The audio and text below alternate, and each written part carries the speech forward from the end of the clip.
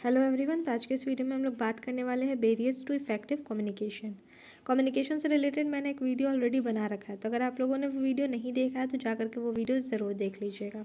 साथ ही साथ चैनल पे पहली बार आ रहे हैं तो चैनल को सब्सक्राइब भी कर लीजिए। चलिए वीडियो स्टार्ट करते हैं। सबसे पहले बात करते हैं इसके बैरियर्स के बारे में। तो सबसे पहला बैरियर जो होता है वो है सीमेंटिक बैरियर। सीमेंटिक बैरियर क्या होता है? सीमेंटिक बैरियर का मतलब होता है जैसे मान लो कोई सेम वर्ड्स है, क्या है, सेम वर्ड्स है या सेंटेंस भी मान लीजिए, वो क्या होते सेम है बट उसको क्या करते हैं हम लोग मिसअंडरस्टूड कर लेते हैं। जैसे एक जैसा वर्ड्स है, एक जैसा सेंटेंस है, पर क्या होता है अलग अलग लोग उसको अलग अलग तरीके से अगर ले लेते हैं तब क्या होता है सिमेंटिक बैरियर हो जाता है। बैरियर का इन शॉर्ट हम लोग बोल सकते हैं बाधा, जो कि क्या होता है कम्युनिकेशन के बीच में लाता है। जैसे मान लो कि जो प्रोडक्शन मैनेजर है वो क्या किया, प्रोडक्शन मैनेजर वो क्या किया, अनाउंस किया कि एक मीटिंग होने वाला जहाँ पे हम लोग प्रोडक्शन डिपार्टमेंट के बजट को क्या करेंगे, इंक्रीज़ करेंगे। अब क्या हुआ कि एम्प्लॉयज़ जो है वो सोचा कि उनका सैलरी बढ़ेगा, और मैनेजर जो है, दूसरे जो मैनेजर्स हैं वो उनको लगा कि जो मशीनरी यूज़ होता है पर उसको क्या होगा, एक्सपेंसिव मशीनरी अब क्या होगा वहाँ पे परचेज़ किया जाएगा। तो क्या हुआ, प्रोडक्शन मैनेजमेंट मैनेजर जो है वो बोला कि प्रोडक्शन डिपार्टमेंट का बजट बढ़ेगा। अब एम्प्लॉय को लगा उनका सैलरी बढ़ेगा, बाकी मैनेजर्स को लग रहा है कि एक्सपेंसिव मशीनरी परचेज़ होने वाला है। तो यही क्या हुआ, सिमेंटिक बैरियर कहलाता है। चलिए उसके कुछ काउजेज़ के बारे में भी जान लेते हैं। सबसे पहला है बैडली एक्सप्रेस्ड मैसेज। अब मान लो कि जो मैनेजर है उसका वोकैब जो है वो सही नहीं है, कुछ वर्ड्स को रॉन्ग पढ़ देता है, कुछ वर्ड्स को तो गायब ही कर देता है। तो वैसे में क्या होगा, कम्युनिकेशन में बैरियर आएगा। सिंबल्स विद डिफरेंट मीनिंग्स, जैसे कि प्राइस और प्राइस, क्या हुआ एक ही जैसा है पर मीनिंग क्या हो जाता है, अलग हो जाता है। प्रिंसिपल और प्रिंसिपल, AL और LE आ जाता है। फिर राइट और WRITE, क्या होता है एक ही जैसा है पर मीनिंग अलग अलग होता है। तो ये सब है जिसके वजह से क्या होता है, बैरियर होता है। नेक्स्ट है फॉल्टी ट्रांसलेशन। अब फॉल्टी ट्रांसलेशन क्या होगा कि कई बार क्या होता है कि जो एम्प्लॉय लोग होते हैं वो अपने सुपीरियर का या जो बॉस होते हैं उसके लैंग्वेज को नहीं समझ पाते, तो कई बार ट्रांसलेटर को हायर किया जाता है। अब कई बार ट्रांसलेटर क्या होता है कि उसको गलत तरीके से ट्रांसलेट करता है, तो उससे भी क्या होता है कि कम्युनिकेशन सही यहाँ पे इफेक्टिव कम्युनिकेशन नहीं हो पाता। फिर अनक्लैरिफाइड अजम्पशन। अब मान लो कि बॉस जो है वो इंस्ट्रक्शन दिया, टेक केयर ऑफ गुड्स। अब इसमें क्या होगा, अलग अलग लोग अपना अलग अलग मतलब निकालेंगे। जैसे कि मान लो कि टेक केयर ऑफ गुड्स, तो कोई ये भी समझ सकता है कि गुड्स के क्वालिटी का ध्यान रखने की, जो गुड्स बना रहे हैं प्रोडक्शन डिपार्टमेंट को लगेगा कि हम जो गुड्स बना रहे हैं उसमें क्वालिटी क्या होना चाहिए, अच्छा होना चाहिए। फिर कुछ वर्कर्स को लगेगा कि गुड्स को हम लोग को सेफली रखने के लिए बोला जा रहा है, मतलब कि ख़राब ना हो, अच्छा जगह पे रखो, तो इस चीज़ में। तो टेक केयर ऑफ गुड मतलब कि यहाँ पे पूरी तरह से क्लियरली नहीं बताया गया है टेक केयर ऑफ गुड्स का मतलब क्या होता है, उसको सेफली रखना कि उसका अच्छा क्वालिटी को ध्यान में रख करके बनाना, तो उसको बोला जाता है अनक्लैरिफाइड अजम्पशन। नेक्स्ट है टेक्निकल जार्गन। तो बहुत बार क्या होता है जो एक्सपर्ट्स लोग होते हैं कुछ टेक्निकल वर्ड्स का यूज़ करते हैं, टेक्निकल वर्ड्स जो कि नहीं पता होता है बहुत सारे सबॉर्डिनेट्स को, जिसके वजह से भी कम्युनिकेशन में क्या होता है, बैरियर आता है। जैसे मान लो EBIT एक शॉर्ट फॉर्म है। EBIT क्या होता है, earning before interest and tax. तो बहुत सारे जो एम्प्लॉयज़ होते हैं उनको नहीं भी मालूम हो सकता है कि आखिर ये होता क्या है, जिसकी वजह से क्या होता है कि कम्युनिकेशन में बैरियर आ जाता है। नेक्स्ट है बॉडी लैंग्वेज और जेस्चर डिकोडिंग। अब मान लो कि हम तुमको आप लोग को कोई जोक सुना रहे हैं, अब उस समय हम मेरा फेस एकदम क्या होगा, सीरियस होगा, तो क्या आप लोगों को समझ में आएगा, आप लोग को कंफ्यूज हो जाएंगे। तो बॉडी लैंग्वेज और जेस्चर भी यहाँ पे क्या होता है, बहुत इंपॉर्टेंट रोल प्ले करता है। नेक्स्ट इसके बाद आता है साइकोलॉजिकल बैरियर। साइकोलॉजिकल बैरियर मतलब होता है कि हमारा जो स्टेट ऑफ माइंड है वो कैसा, हमारा मूड कैसा है उस पर डिपेंड करता है। अगर हमारा मूड सही है तो हम उस चीज़ को सही तरह से समझते हैं। अगर मेरा जो मूड है वो गुस्सा वाला है तो हम लोग हो सकता है कि सही चीज़ को भी गलत तरीके से ले लें। तो इसमें कुछ मेन कॉजेज, सबसे पहला प्रीमेच्योर इवैल्यूएशन। इसका मतलब होता है कि सामने वाले को पूरा हम बोलने का मौका भी नहीं दिए, पूरा वो बोल भी नहीं पाया, उसके पहले हम लोग इवैल्यूएट कर ले कि हाँ ये चीज़ ही बोलने वाला है, मतलब गलत एजम्पशन कर लिए इस चीज़ के बारे में। फिर है लैक ऑफ अटेंशन। अब कई बार क्या होता है मूड अच्छा नहीं होता है तो मेरा मतलब माइंड क्या होता है इधर उधर मान लीजिए कि भटका हुआ है, तो उस केस में सामने वाला क्या बोल रहा है हम उस बात पर अटेंशन दे ही नहीं पा रहे हैं, तो फिर उसमें भी क्या होगा कि कम्युनिकेशन में बैरियर आएगा, ठीक तरह से वो कम्युनिकेट नहीं कर पाएगा। Loss of transmission and poor retention. अब मान लीजिए कि जो कम्युनिकेशन है, जो चीज़ को कन्वे करना है, वो ए से जाना है ई के पास, अब उसके बीच में बी सी डी आ रहा है, तो इतना चैनल ऑफ फ्लो होते होते जाएगा, तो इसमें भी क्या होता है, चांसेस हो जाता है कि यहाँ पे क्या होगा, कुछ एक्स्ट्रा इन्फॉर्मेशन चल जाए या जो जाने वाला इन्फॉर्मेशन है वो भी छूट जाए। तो इसमें भी क्या होता है कि पूरा इन्फॉर्मेशन इफेक्टिवली नहीं जा पाता है। इसके बाद नेक्स्ट है डिस्ट्रस्ट। अब डिस्ट्रस्ट क्या होता है कि जो कम्युनिकेटर यानी कि जो सेंडर और रिसीवर के बीच में अगर डिस्ट्रस्ट हो, दोनों के बीच में भरोसा ही नहीं है, तभी कहीं ना कहीं क्या होगा कि कम्युनिकेशन इफेक्टिव नहीं हो पाएगा।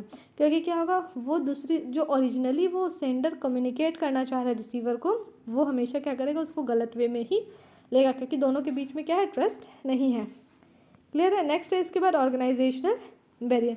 ऑर्गेनाइजेशनल बैरियर मतलब इसमें ऑर्गेनाइजेशन स्ट्रक्चर से रिलेटेड है, अथॉरिटी है, रिस्पॉन्सिबिलिटी, रूल्स, रेगुलेशन, ये सारा चीज़ क्या करेगा, एक बैरियर का काम करेगा इफेक्टिव कम्युनिकेशन के लिए।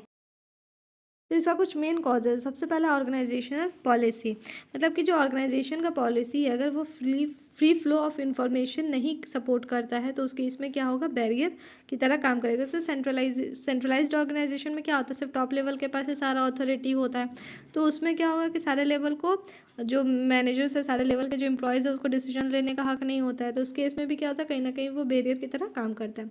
नेक्स्ट है रूल्स एंड रेगुलेशंस। और ऑर्गेनाइजेशन में क्या होता है, बहुत रिजिड होते हैं रूल्स एंड रेगुलेशन, जो कि क्या करते हैं, बाधा डालते हैं, बैरियर क्रिएट करते हैं, जिससे क्या होता है कि एक्शन लेने में डिले हो जाता है, साथ ही साथ जो इन्फॉर्मेशन का मूवमेंट होता है उसमें भी डिले हो जाता है। नेक्स्ट है स्टेटस डिफरेंस। समटाइम्स क्या होता है कि जो हायर लेवल के जो अथॉरिटी होते हैं, हाई लेवल पीपल जो होते हैं, एम्प्लॉयर जो होते हैं, वो क्या करते हैं, जो इन्फॉर्मेशन लोअर लेवल के द्वारा दिया गया उस पर बिलीव नहीं करते। उनको लगता है कि हम हाई लेवल पे, हम टॉप लेवल ऑफ मैनेजमेंट में आते हैं, हम क्यों भरोसा करें उनके बात पे। तो ये चीज़ें उनके दिमाग में रहने से भी क्या होता है कि कम्युनिकेशन इफेक्टिव नहीं हो पाता है। नेक्स्ट है कॉम्प्लेक्स ऑर्गेनाइजेशन।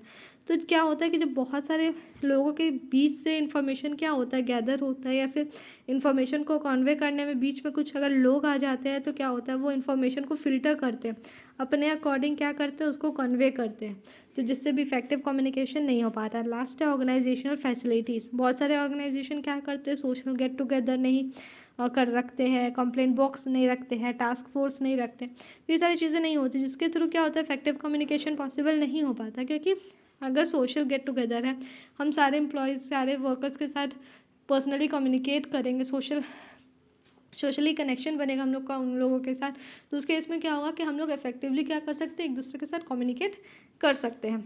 क्लियर है। इसके बाद नेक्स्ट है पर्सनल बैरियर्स।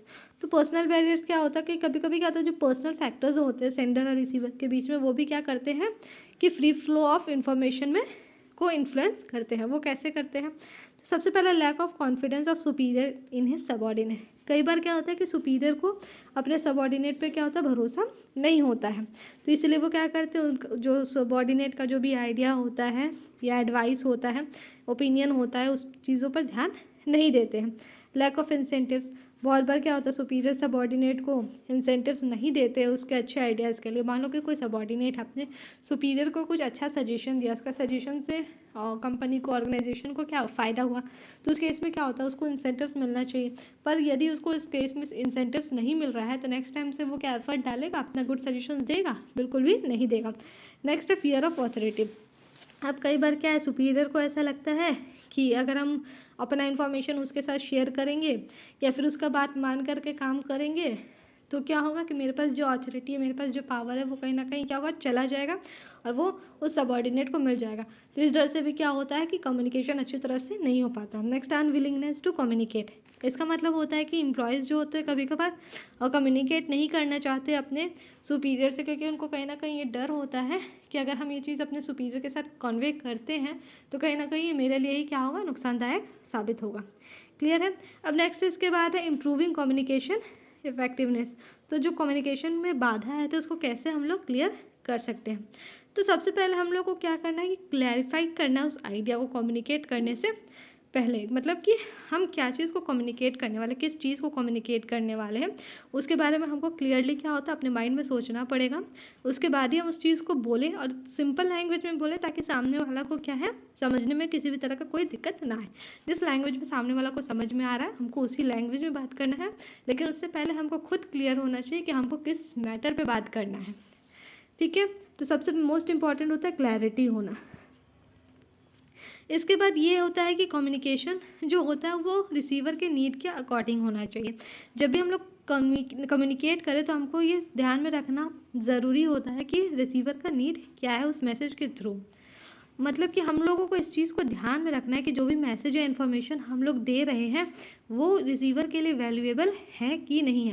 क्योंकि अगर वो रिसीवर के लिए वैल्यूएबल नहीं है, रिसीवर के लिए उससे कुछ भी बेनिफिट नहीं मिल रहा है, तो जाहिर सी बात है रिसीवर उस चीज़ में इंटरेस्ट नहीं दिखाएगा सुनने में। नेक्स्ट है कि जो भी चीज़ हम लोग कम्युनिकेट कर रहे हैं ना, उसके पहले हम लोग को हमेशा दूसरों से कंसल्ट कर लेना चाहिए। क्या करना चाहिए? कंसल्ट करना चाहिए, दूसरों का एडवाइस लेना चाहिए। ऐसा नहीं है कि हम मेरे दिमाग में कुछ भी हम डायरेक्टली जा करके सबको बोल देंगे, नहीं, हमको कुछ भी इन्फॉर्मेशन को, एक ऑर्गेनाइजेशन है तो उसको क्या करना चाहिए, कुछ लोगों के साथ डिस्कस करना चाहिए, कंसल्ट करना चाहिए, उसके बाद ही क्या करना चाहिए, कम्युनिकेट करना चाहिए। तभी क्या होगा कि इफेक्टिव कम्युनिकेशन हो पाएगा और सभी लोगों का उसमें क्या है कॉपरेशन अच्छी तरह से मिल पाएगा। साथ ही प्रॉपर लैंग्वेज का यूज़ होना चाहिए, प्रॉपर टोन होना चाहिए, कंटेंट होना चाहिए मैसेज का। अब हम लोग कम्युनिकेट कर रहे हैं, हमारा जो वर्ड्स है, हमारा जो लैंग्वेज हम लोग यूज़ कर रहे हैं वो ऐसा होना चाहिए कि सामने वाला को समझ में आ सके और सामने वाला को इंटरेस्ट हो उस चीज़ में सुनने का। साथ ही हम लोग का टोन भी उसी के अकॉर्डिंग होना चाहिए। ऐसा नहीं है कि हम लोग को कुछ इन्फॉर्मेशन देना है, कन्वे करना है, उस केस में हम लोग क्या कर रहे हैं, बहुत ज़्यादा गुस्सा दिखा रहे हैं, या तो फिर हम लोग कुछ नॉर्मल बात कर रहे हैं तो उसको बहुत एटीट्यूड के साथ इस चीज़ को कन्वे कर रहे हैं। तो वैसा भी नहीं होना चाहिए। हमारा जो टोन है, हमारा जो कंटेंट है, बॉडी लैंग्वेज, जेस्चर, ये सारा कुछ क्या होना चाहिए, प्रॉपर होना चाहिए। साथ ही साथ क्या है, प्रॉपर फीडबैक भी होना चाहिए। फीडबैक हम लोग को हेल्प करता है कि जानने का कि कम्युनिकेशन कितना अच्छा से हो पाया है। जब सेंडर कम्युनिकेट करता है तो कहीं ना कहीं क्या होता है, रिसीवर उस बात का फीडबैक देता है कि उसको कैसा लगा, क्या सजेशन है उसका, क्या क्रिटिसिज्म है उस कम्युनिकेशन का, उस मैसेज का। तो उसके लिए क्या होता है, प्रॉपर फीडबैक होना ज़रूरी है। प्रॉपर फीडबैक से हम लोग को पता लगेगा कि हमारा का जो कम्युनिकेशन है, जो हम मैसेज कन्वे की है, वो किस हद तक रिसीवर को समझ में आया है, या रिसीवर उस चीज़ से क्या रिलेट करता है, क्या समझता है। और कम्युनिकेशन जो होता है वो सिर्फ आज के लिए नहीं होता, वो कहीं ना कहीं क्या होता है, फ्यूचर के लिए भी होता है। जो आज का ऑर्गेनाइजेशन का नीड है उसको तो पूरा करता ही, साथ ही जो फ्यूचर ऑर्गेनाइजेशन का भी जो नीड है उसको भी पूरा करता है। मतलब ये पास्ट, प्रेजेंट, फ्यूचर सबके लिए होता है। क्लियर है। और जो कम्युनिकेशन होता है वो हमेशा मैनेजर से सबॉर्डिनेट के पास ही जाता है। मतलब मैनेजर से सबॉर्डिनेट मतलब ये क्या होता है, top level to lower level, ये क्या होता है, कम्युनिकेट होता है। और साथ ही साथ क्या होता है, अपर लेवल भी जाता है, क्योंकि क्या होता है, जो सबॉर्डिनेट का ग्रीवांसेस होता है, प्रॉब्लम होता है, वो सारा कुछ क्या होता है, सुपीरियर तक भी जाता है। साथ ही साथ यहाँ पे जो रिसीवर होता है उसको गुड लिसनर होना चाहिए। क्या होना चाहिए, गुड लिसनर। क्योंकि अगर वो इंसान गुड लिसनर ही नहीं होगा तो जो मैसेज उसको कन्वे किया जा रहा है वो उस चीज़ को एक्टिवली और पेशेंसली नहीं सुनेगा, जिससे कि उसको समझ में नहीं आएगा कि आखिर क्या बोलना चाह रहा था सेंडर। और साथ ही साथ जब भी कोई कम्युनिकेशन हो तो माइंड हमेशा ओपन रखना चाहिए, ओपन माइंड के साथ उस चीज़ को सुनना चाहिए। अपना पर्सनल इंटरेस्ट लगा करके उस चीज़ को सुनना चाहिए, ना कि इस चीज़ के साथ कि मेरा उसके साथ कोई पर्सनल आर्ग्यूमेंट चल रहा है, मेरा उससे नहीं बनता है तो हम उसका बात पे नहीं मानेंगे। ये सब चीज़ दिमाग में बिल्कुल भी नहीं होना चाहिए। एकदम ओपन माइंड के साथ सामने वाला का हमको बात सुनना है। इसके बाद है कि जो भी चीज़ हम लोग कन्वे कर रहे हैं ना वो पूरी तरह से करें, आधा अधूरा हम लोग बात को करके ना छोड़े। कंप्लीट हम लोग को अपना मैसेज को कन्वे करना है। जैसे कि हम एक एग्जांपल आप लोगों को दिए थे कि यहाँ पे बोला था और सेमेंटिक बैरियर में हम लोग एग्जांपल पढ़े थे कि टेक केयर ऑफ़ गुड्स। क्या था, टेक केयर ऑफ़ गुड्स। अब इसमें क्या है, किसी को लगा कि गुड्स की क्वालिटी को ध्यान में रखने के लिए बोला गया है, किसी को लगा कि गुड्स को सेफली रखने के लिए बोला गया है। तो ऐसा भी नहीं होना चाहिए। जो कम्युनिकेट कर रहे हैं, जो मैसेज हम लोग दे रहे हैं वो क्या होना चाहिए, कंप्लीट होना चाहिए। क्लियर है इतना? किसी भी तरह का डाउट हो तो कमेंट करके ज़रूर पूछेगा। वीडियो को पूरा देखने के लिए थैंक यू।